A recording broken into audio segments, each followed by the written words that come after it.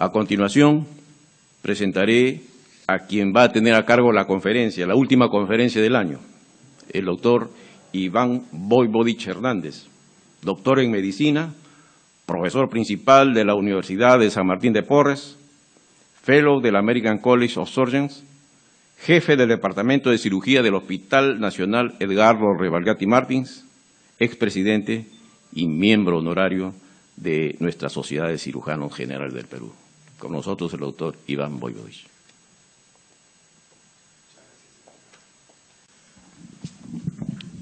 Buenas noches con todos. Ojalá que esta afonía no me maltrate la presentación. Me van a disculpar que voy a toser cada cierto tiempo, voy a tomar agua también, pero espero que vaya como quisiéramos. ¿Cuál es? ¿Dónde es? Ahí. Para comenzar, una foto del recuerdo. Miren ustedes a los juveniles, doctor de Vinatea, Rosa Medina, Eloy Ruiz, el doctor Ortega con pelo y el doctor Emiliano Contreras. Oh, y esto. Vamos a emplear en esta charla el famoso método cartesiano. El método cartesiano es un método que ideó Descartes para encontrar la verdad. Y él partía de la evidencia, luego hacía un análisis, sintetizaba todo y llegaba a la conclusión que era lo mismo que la evidencia. Es el estilo de los diarios chicha, por eso son tan leídos, porque es fácil entenderlo. Y por eso, aunque le parezca raro en esta conferencia, dale por favor, voy a comenzar con las conclusiones. Las competencias del cirujano general incluyen el manejo de patología benigna y maligna, principalmente del aparato digestivo y del abdomen. El rol del cirujano general en el tratamiento oncológico depende de su formación, de la complejidad del caso y del nivel de atención en que labore. Y tercero, la subespecialización para el manejo quirúrgico del cáncer es de difícil regulación. Sin embargo, la tendencia es que sea centrada en órganos. Esas van a ser nuestras conclusiones. Vamos a ver en el análisis cómo hemos llegado a eso. Tenemos que entender lo que es una competencia. Esto me va a tener loco. La siguiente, por favor. Toda la educación está basada ahora en lo que son las competencias. Y clásicamente nos dicen que las competencias es esto: saber, conocimiento, saber hacer, habilidades, destrezas, procedimientos, y el saber estar o el saber ser, que son las actitudes. Esa es la obligación que tienen de enseñarnos cuando alguien nos enseña por competencias. Pero cuando salimos a la cancha, esa es la competencia profesional, donde además de eso es el poder hacer. Si tengo medios y recursos, y si lo quiero hacer, si tengo motivación. Esta competencia profesional es la que se da en la realidad laboral, en el día a día, en el cirujano, en su servicio. Siguiente, por favor, ayúdeme usted con eso. Por lo tanto, ¿qué cosa es un profesional competente? Siguiente. Es quien dispone los conocimientos, habilidades, aptitudes y actitudes, con P y con C, para resolver situaciones de trabajo. Eso, para resolver situaciones de trabajo. O sea, en la universidad nos dejan con qué cosa es una competencia. Yo lo que quiero es un personal competente para que con esas competencias me solucione los problemas laborales del día a día. La siguiente. Y ahí tengo que entender lo que es desempeño. Desempeño es esta ecuación: mis competencias más mi motivación menos mis barreras en el desempeño de mi trabajo. Yo tengo en el hospital cirujanos muy competentes, pero que no están motivados y que de repente dicen ellos tener muchas barreras para operar. Por lo tanto, su desempeño no es bueno, no sirven. Siguiente. Entonces, tenemos que llegar a lo siguiente, que todas las competencias son consecuencia de un aprendizaje. Si yo quiero que alguien sea competente, yo le tengo que enseñar. Y segundo, el desempeño, además de esta competencia, requiero pues yo una motivación y requiero un entorno adecuado para tener un buen desempeño. Siguiente. Y entonces, si aterrizo en cirugía general, ¿qué cosa puedo decir? Que el desempeño de los cirujanos generales en el manejo de la neoplasia digestiva está en función de dos cosas: las competencias adquiridas durante su formación de residente y las adquiridas en el servicio quirúrgico donde trabaja. Esa es la madre del cordero. Siguiente. Y entonces veamos esto. Este primer reglón es lo de la universidad, lo de los programas de residentado. Esos programas de residentado me tienen que preparar a mí en competencias académicas por un currículo por competencias y me tienen que evaluar al terminarme el residentado para saber si yo tengo o no tengo las competencias. Y la otra forma de aprender las competencias profesionales es en el desarrollo profesional continuo, en mi servicio, en mi departamento, en mi hospital, donde desafortunadamente no tenemos esta parte final, evaluación del desempeño profesional. No, los jefes de servicio, los jefes de departamento, no tenemos esta herramienta para evaluar. Y por lo tanto podemos tener gente con buen desempeño, con mal desempeño, e igualito trabajan. Como decía un viejo profesor, es un paraíso. Buenos y malos, todos juntos. Siguiente. Pero ¿qué ocurre? ¿Con la competencia del residentado es suficiente para decir yo puedo hacer tal o cual cosa? Entonces, este es un estudio reciente en el Journal American College, donde hacen una encuesta a cirujanos de varios grupos etarios y que preguntan si es que el cirujano, el residente recién egresado, a pesar que ellos tienen residencia de 5 y 7 años, están en condiciones de enfrentar la realidad. Y la discrepancia es según los grupos etarios, pero en general la idea es que no, que tiene que seguir habiendo formación continua. Por lo tanto, decir que con la preparación de un 3 años de residente vamos a tener la posibilidad de poder desempeñarnos adecuadamente en una realidad laboral no es correcto. Siguiente. Y aquí introducimos un concepto que es cirugía compleja. Las competencias para realizar actos quirúrgicos complejos se obtienen de manera progresiva en la práctica profesional y en los servicios especializados. O sea, nadie puede pretender que alguien que recién acaba su residencia esté apto para hacer un Whipple, una gastrectomía total, sin ayuda, sin tutoría, sin una adecuada supervisión. Entonces, eso también debe quedar, es uno de los puntos clave para las decisiones. Siguiente. Entonces, en la preparación del residente, en el cirujano general, yo tengo que prepararlo en competencias. ¿Y en qué competencias voy a preparar yo al cirujano general? Eso se hace en función de las necesidades de la sociedad. Todos los currículos por competencia parten de allí. ¿Qué es lo que la necesidad, qué es lo que la sociedad quiere? Y de acuerdo a lo que la sociedad quiere, yo planteo mi currículum de competencias. ¿Qué es lo que tengo que enseñar? Siguiente. Entonces, para saber lo que quiere la sociedad en el cirujano general, yo tengo que conocer mi contexto nacional. Siguiente. ¿Cuál es el contexto nacional? Esta es una lámina tomada de Tatiana Vidaurre Rojas en una presentación que hizo sobre una base tomada de Globocam, que es una institución dependiente de la Organización Mundial de la Salud que hace los estudios sobre epidemiológicos del cáncer. Y miren lo que dice del Perú: diagnóstico de cáncer avanzado en un 75%, pobre acceso, alto costo, y los cánceres más frecuentes en hombres y en mujeres. Siguiente. Siguiente. Ellos estiman un número mayor del que nosotros reportamos. Ellos estiman que en el Perú van a haber 46.000 cánceres en el 2015. Sin embargo, siguiente, el reporte que sale en este análisis de la situación del cáncer en el Perú en el 2013, en este 2011 se han registrado apenas 20.000 cánceres. Notificados, 20.000 cánceres. Siguiente. Todos ellos, la gran mayoría en Lima, Libertad, Lambayeque, Callao, Piura, vemos en orden decreciente todos los diferentes departamentos. Esta disminución probablemente esté en relación al volumen poblacional y también a los accesos formales de salud. Estos reportajes están basados en la información que llega al Ministerio de Salud, de las entidades dependientes de ellas, y a ESalud. No llegan de otros, de la práctica privada, usualmente no llegan. Siguiente. Y aquí vemos cuáles son los más frecuentes.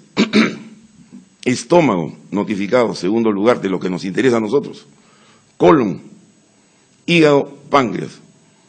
Y aquí tenemos mama y piel, que lo pongo con un círculo más delgado, porque bueno, el tema es cirugía oncológica digestiva. El estómago en primer lugar, colon, hígado, páncreas. Siguiente.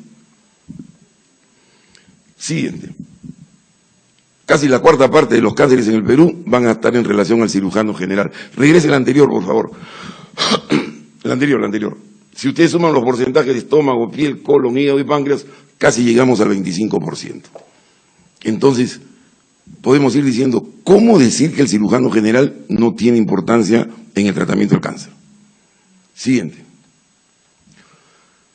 Si estamos pensando en cirugía compleja de cáncer, que ahora es multidisciplinaria, yo tengo que pensar que tengo que estar de la mano con oncólogos clínicos, tengo que estar de la mano con radiooncólogos. Y miren ustedes, en el Perú, en ese reporte al 2013, tengo nada más que 3 departamentos con radioterapia. Y en provincias, y otros que son de la práctica privada, en Lima varios, Lambayeque y Junín. Solo 5 centros públicos en todo el Perú. Siguiente. Y ahí lo tienen por mapa para que tengan una idea de dónde estamos. ¿Qué cosa hará pues el cirujano que solamente quiere hacer oncología digestiva en Loreto, en San Martín, en Madre Dios, en el Cusco? ¿Dónde se operará un cáncer de recto por aquí si no tenemos radioterapia? Siguiente. Oncólogos clínicos, siguiente. 11 departamentos cuentan con 137 oncólogos clínicos distribuidos en 32 servicios. De esos, Lima y Callao tienen 16. Y solamente 16 hay en otros departamentos. Vamos al mapa, siguiente. Y ahí lo tienen. Lo mismo. Siguiente. Entonces, solo en 5 departamentos coinciden radioterapia, oncología, médicas y cirujanos oncológicos. Y otros 5 solamente hay oncólogos clínicos y quirúrgicos. 12 departamentos sin cobertura oncológica especializada. Siguiente. Por lo tanto, la atención de las enfermedades oncológicas está centralizada en Lima y es atención multidisciplinaria, y se borró la atención y en alto volumen. Entonces pueden ver ustedes que ya estamos entrando en 2 conceptos, en multidisciplinario y alto volumen. Siguiente. Pero ¿qué otra cosa caracteriza el cáncer en el Perú? Que el 75% son avanzados. Entonces miren ustedes, este es un reporte del Hospital Belén de Trujillo, que hemos agarrado así casi al azar, donde DUX 3, estado clínico 3 y 4, constituyen más del 60%. Y T3 y T4 también constituyen casi el 90%, casi el 100%, T3 y T4. Este es un ejemplo de que en provincias tenemos cánceres avanzados. Siguiente.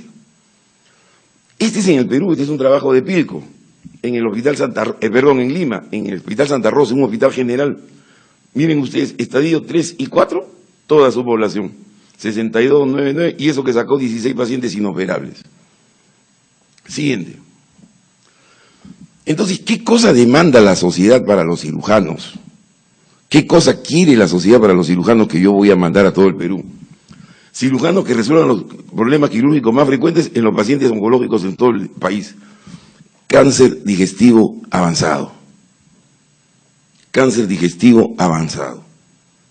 Siguiente. Siguiendo el análisis del contexto, ¿qué cosa tenemos de cirujanos en el contexto nacional? Siguiente. 1.600 cirujanos generales registrados en el Colegio Médico del Perú, distribuidos en todo el país. Y en cuanto a los especialistas, 160 cirujanos generales oncológicos. Cuando se analiza la relación de estos pacientes, hubiera querido traer las tablas, pero no me las dieron, solamente he tenido que bucearlas en la página del internet. 25% de ellos, casi 40%, son cirujanos generales de formación que tienen el título de cirujano oncólogo por competencia. O sea, son cirujanos generales. Y un 20% aproximadamente, siendo cirujanos generales oncológicos, no están dedicados al digestivo, sino están dedicados a ginecología oncológica, a mama y partes blandas, y a cabeza y cuello. Hay otro grupo que son de los títulos más antiguos, donde están nuestros amigos Eloy Ruiz, Celis, que son oncólogos quirúrgicos. Pero 40% de ellos están dedicados a la ginecología, urología y cabeza y cuello. Y hay otros títulos que no sé dónde lo habrán dado, pero son 6 cirujanos oncológicos abdominales y 4 cirujanos oncológicos a secas. Si ustedes ven esta suma y quitan los porcentajes respectivos, nos quedamos con 120, 130 cirujanos especialistas en oncología. Estos no resuelven el problema del Perú, no lo podrían resolver. Entonces, el problema del Perú, ¿dónde está? Está por ser resuelto por los cirujanos generales. Siguiente. Entonces, ¿qué cosa demanda de nosotros la sociedad? Que yo tenga cirujanos generales que tengan capacidad para atender, por lo menos, el cáncer avanzado. Pero no me estoy quedando allí. Esta es una propuesta, cuando hubo un taller de competencias en el Colegio Médico en el año 2004, y estuvimos representando a la sociedad Jaime Herrera, David Ortega y el que habla. Y nosotros planteamos esto como el perfil profesional para el cirujano general. Realizar diagnóstico, tratamiento y recuperación de enfermedad del aparato digestivo, del abdomen y su contenido. No, ahí está en general. Enfermedad del aparato digestivo, abdomen y su contenido. Siguiente. Y cuando vino la especificación, decíamos, maneja la patología benigna y maligna quirúrgica del aparato digestivo. O sea, desde allí nosotros fijábamos esa competencia. Esto fue en el 2004. Siguiente. Y buscando en la web, encontramos esto de Chendes con GEP en el 2008, que si ustedes ven la redacción es muy similar a la nuestra, a la que nosotros planteamos en el 2004. No, el diagnóstico de tratamiento de patologías que se resuelven quirúrgicamente en electivo como urgencia de origen benigno, inflamatorio, traumático o neoplásico, del aparato digestivo, pared abdominal, etc. O sea, ese es el perfil que nosotros, las sociedades, creemos que debe ser para el cirujano general. Siguiente. Siguiente. Sin embargo, en ese perfil, ¿qué ha ocurrido? Que el cirujano general ha devenido esencialmente en un cirujano digestivo en procesos benignos o malignos de pared abdominal y de cuadros abdominales agudos. No se mete en trauma, no se mete usualmente en mama, no se mete en otras patologías. Abdomen y cavidad abdominal. Siguiente. Y cuando revisamos el perfil del cirujano oncólogo, encontramos, por ejemplo, esta aproximación de la Sociedad Oncología Quirúrgica, donde dice, es la rama de la oncología clínica, que se encarga del diagnóstico, tratamiento y manejo de las enfermedades con cáncer y que emplea la cirugía como herramienta. No especifica de qué órgano, de qué región. Están metidos en todos los cánceres. Siguiente. Cuando vemos en otros sitios de la Universidad de Guadalajara, lo mismo. Trata de prevenir las enfermedades oncológicas, limitando hasta donde sea posible su impacto negativo. No dice de qué órgano, no. Todos los cánceres, de la punta del pelo hasta la punta de la uña. Siguiente. Y cuando vamos a lo que tenemos en el país, en el CONAREM en el 2002, es de la parte asistencial. Y dice lo mismo. Participa en equipo que desarrolla actividades de prevención de enfermedades oncológicas, diagnostica, trata y rehabilita extensión de enfermedad, aplica procedimientos quirúrgicos en enfermedades neoplásicas. Todo y nada. Siguiente. Y cuando tomamos de la Ricardo Palma, que es la única que hemos podido encontrar, es prácticamente un plagio del que pone CONAREM en 2002, pero hace una trampa. Oncológicos abdominales. Miren, está hecho así. Desarrolla actividad de prevención oncológica abdominal, solamente a prevenir lo abdominal. Pero el tratamiento es para todas las enfermedades neoplásicas. O sea, hay una incongruencia. Siguiente. Vemos en otros países. Costa Rica. Aquí en Costa Rica esto es para especialistas. Es como segunda especialidad. Constar la especialidad de cirugía otorgada por la Universidad de Costa Rica. Es el que hace la especialidad de oncología quirúrgica. Pero miren, ya focaliza. ¿Y qué dice? Se considera que el recinto de oncología quirúrgica debe dedicarse primordialmente a digestivo, cabeza y cuello, ginecología oncológica, mama, piel y tejidos blandos, que deben ser, como ocurre en el Perú, los cánceres más frecuentes de ese país. Pero tengan en cuenta que aquí es segunda especialidad. Siguiente. Y cuando seguimos buscando, encontramos aquí un review que es una recomendación para un currículum en Europa de lo que es cirugía oncológica. También es como segunda especialidad, como subespecialidad, digamos. Y miren ustedes, los procedimientos mínimos que más o menos tienen que tener. Estadio de cáncer 5, laparoscópico, resecciones 10, esófago-gastrectomías 10, resecciones de hígado 20, resecciones de colon 20, resecciones rectales 15, etc. Siguiente. Entonces, ¿qué ocurre con el cirujano oncológico en el Perú? Un número importante se desempeña en servicios de cirugía general en hospitales generales. De los pocos que teníamos, más o menos 120.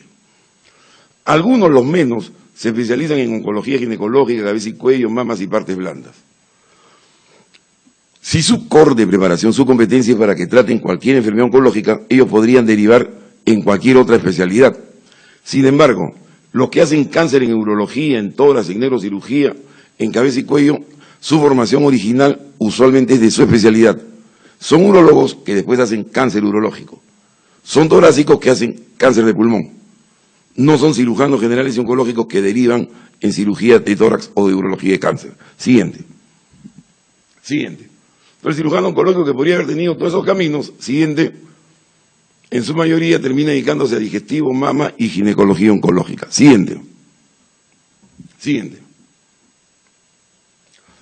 Entonces, ¿cuál es el punto que queda para la síntesis posterior? La mayor parte de los cirujanos oncológicos se desempeñan como cirujanos generales.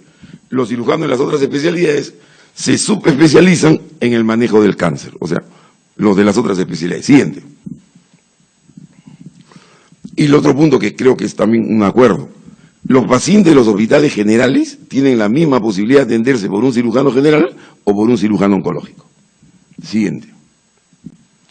Entonces, hay algo que no funciona en la formación de subespecialistas. ¿Dónde está eso? Siguiente. Bueno, las subespecialidades en cirugía se han abierto y tiene que ver los costos, el mercado, la innovación técnica. Hay una serie de razones que es motivo de otra reflexión. Siguiente. Pero en el país tenemos que, por un lado, formamos cirujanos oncológicos y formamos cirujanos generales para que vayan a atender lo mismo. O sea, algo está mal acá. Algo está mal. Siguiente. En el mundo es esto, que el cirujano general deviene en cirujano oncológico. Siguiente. En Chile están preocupados en hacer la especialidad de cirugía oncológica. Entonces, este es un paper de Aranzoa, donde dice por qué una nueva especialidad derivada de la cirugía general. O sea, siempre claro eso, que es derivado de la cirugía general. Siguiente. Siguiente. Y este es en Estados Unidos, como luego de 5 años de cirugía general acceden por cualquiera de estas especialidades, y aquí está cirugía oncológica. También está colon y recto, también está endocrino, está hígado, páncreas y vías biliares, y también está ahora cirugía bariátrica. Siguiente. Este es en el artículo del 2013 que habla sobre subespecialización, y miren el camino: cirugía general, cirugía mínimamente invasiva, bariátrica, vascular, lo que quiera, y cirugía oncológica, pero con 2 caminos, mama y endocrino. ¿Dónde quedó digestivo? Digestivo se quedó con los cirujanos generales. Siguiente. En el Japón no existe esa especialidad, existe la especialidad de cirugía digestiva, donde ellos hacen lo benigno y lo maligno. Siguiente. Este es un planteamiento de reestructuración que hacen para las residencias en Estados Unidos, pero como dividen allí un cirujano rural, ¿no?, y un cirujano que va a ir a hacer las especialidades, que son todas las que ya son conocidas. Siguiente. Esto hace, por lo visto, que la tendencia en el mundo es a que las subespecialidades se hagan por órganos. En algunos países hay cirujanos digestivos, nada más que digestivos.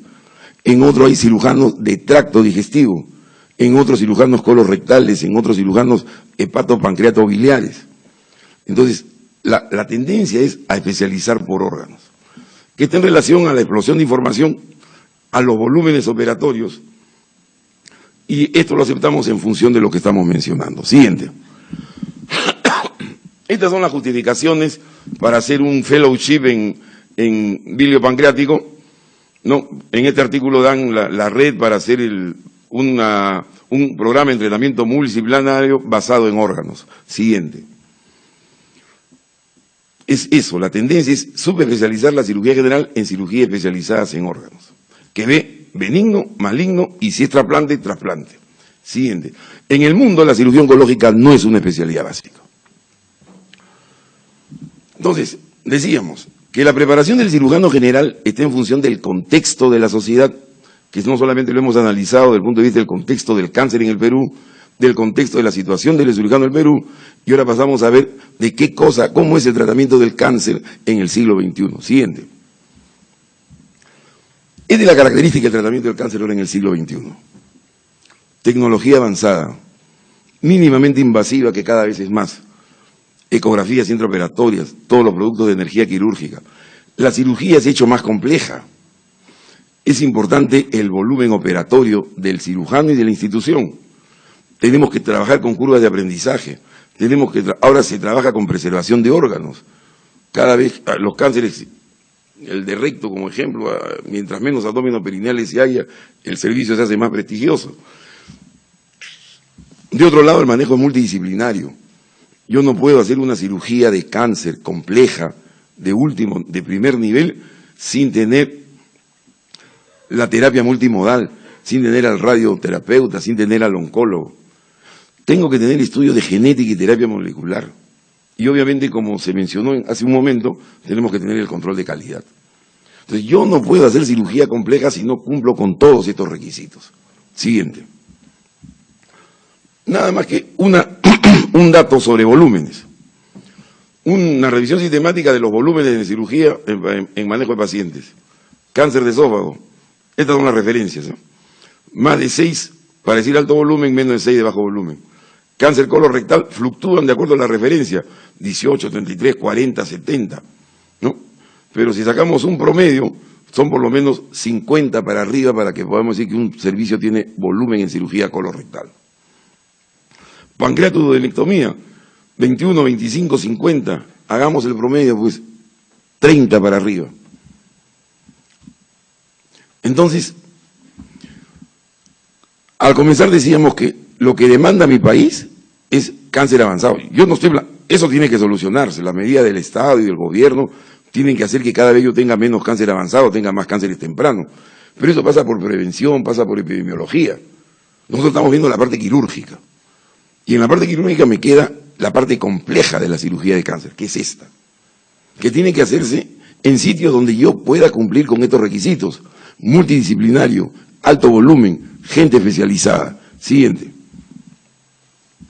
Entonces, la cirugía oncológica compleja debe llevarse a cabo en centros especializados de referencia con múltiples especialidades y con altos volúmenes de atención. Siguiente.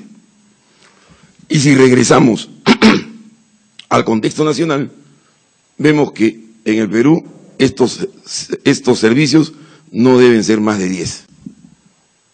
No son más de 10. Entonces, estamos limitados para la cirugía compleja. Siguiente.